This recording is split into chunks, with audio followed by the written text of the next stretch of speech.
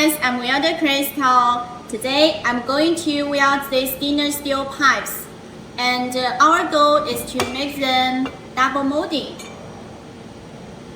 Before welding, we need to fix them together, and we use the cold machine. Today we still use XD80 welding machine to weld it.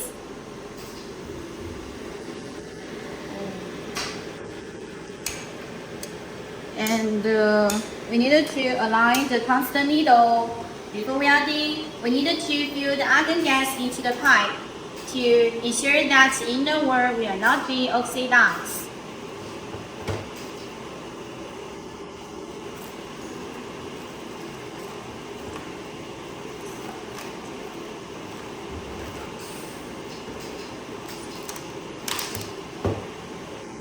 And the other one we needed to close.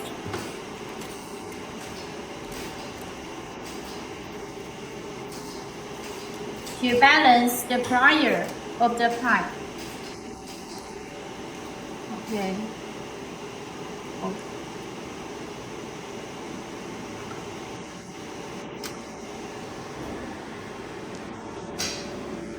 Start the machine. From this small window, you can see the internal working.